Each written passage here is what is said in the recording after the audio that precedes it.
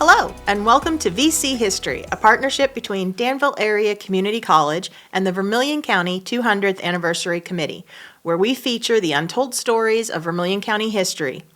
I'm Lara Conkin, Executive Director of College Relations at Danville Area Community College, and with me today is Jacqueline Woodard-Smith, who is the Archives Specialist at Danville Public Library and also a fellow member of the Vermilion County 200th Anniversary Committee. Welcome. Thank you. So the United States was officially formed in 1776. Illinois became a state in December of 1818, and Vermilion County was officially established in January of 1826, just 50 years after the nation. And while there are many well-known figures and stories about Vermilion County, Uncle Joe Cannon, Abe Lincoln, astronaut Joe Tanner, there are many more little-known stories in the 200 years of this county. And Jackie is here to talk to us about some of the lesser-known history of African Americans in Vermilion County. And one of the ways you've been doing this is you were the creator of Pardon Me, Brother. Yes. So tell me about Pardon Me, Brother, and what that does. Okay. Pardon Me, Brother is a collection of information.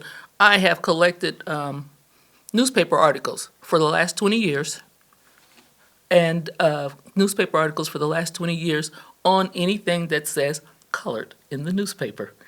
And with that collection, I created files with those names, so added them to people, so I could find out where people were at different times in life and create a storyline of African Americans in Vermilion County. One of the people that I have found was a John Bowden, who came to Vermilion County about 1865 after the Civil War. He had been enslaved in Virginia, and he had ran away from his master a couple times. He was sold, and he was getting ready to be sold again, so he ran away again and joined up with a Union Army in Virginia, and they carried him off to Tennessee. There, from Tennessee, he had gotten married and came to Vermilion County, Ridge Farm, and opened up a blacksmith shop. He raised 10 children there. And so he was a blacksmith in Ridge Farm. Mm-hmm. And one of the things that we're going to do for the 200th anniversary is Ridge Farm actually has a history of being part of the Underground Railroad. And who that gentleman's name is? Abraham Smith. Abraham Smith, and he owned a farm in Ridge Farm, literally the farm on the ridge, I guess. That was the name.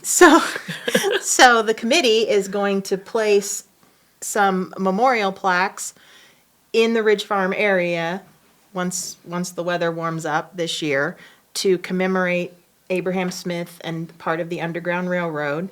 But that's not how Mr. Bowden came to Ridge Farm. No, he came on his own. He wasn't part of the Underground Railroad system, but he had a wife, and they traveled here on their own and settled in Ridge Farm and immediately established his own business within 5 years of the Civil War. So was he accepted in the community? Was he He must have been. He was very civic-minded in the county. He was a member of the Methodist Church in Ridge Farm. He had went into business when he had first reached Ridge Farm with a Mr. Baum, and they were in business for about 20 years, and then he broke off from there and established his own business, and he raised his family there until he passed away.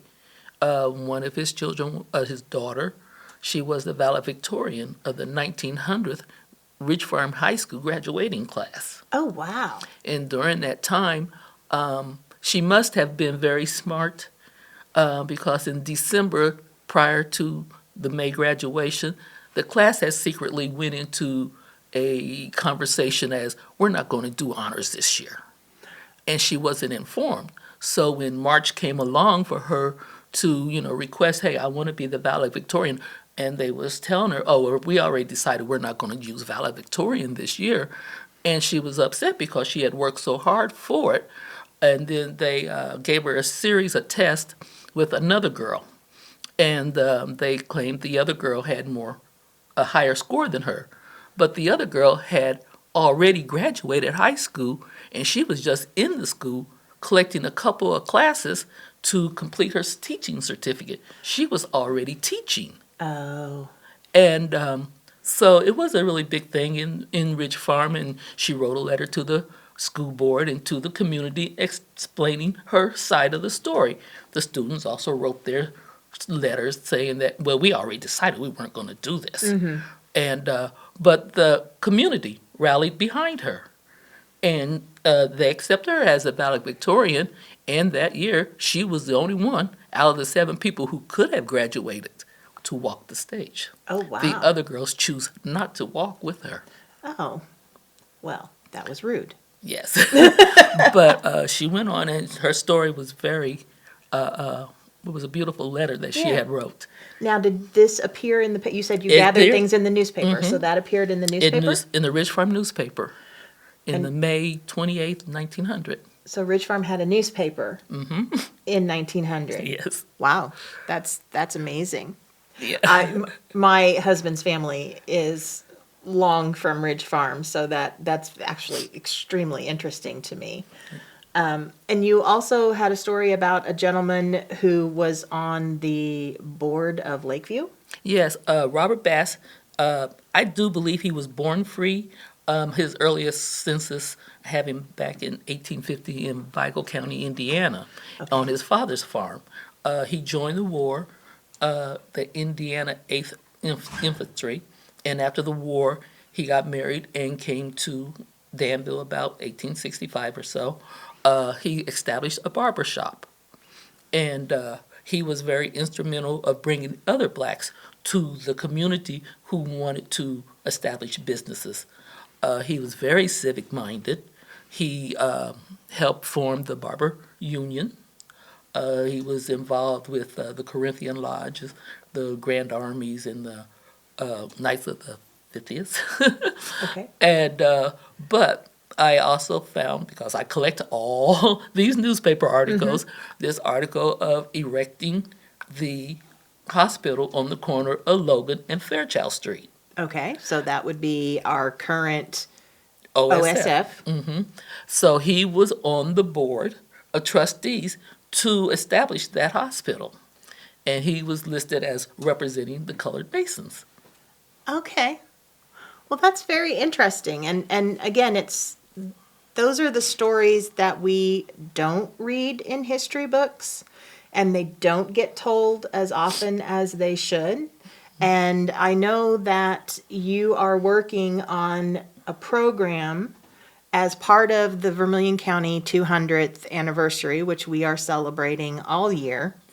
And the committee has had cars and parades, and we're trying to incorporate the celebrations around the county that are already occurring, and many of the the smaller towns that have little festivals are incorporating different anniversary celebrations in their existing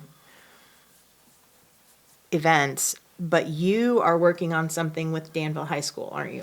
I am trying to get hold of the choir and the choir directors and the band directors at the high school. I have a program where I want to use the students to represent characters in African American history.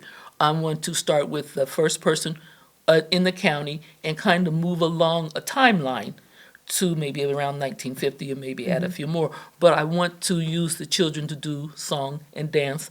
And my first thought was Jimmy Rachel was a orchestra in the 1930s. They were students, high school students, 17 and 19 when they developed their orchestra. And as soon as the younger brother graduated high school, they hit the road. And that would make me think, hey, why can't the high school, recreate these sounds? And so, like, as I, develop the program, I'm like, okay, the high school also has a gospel choir.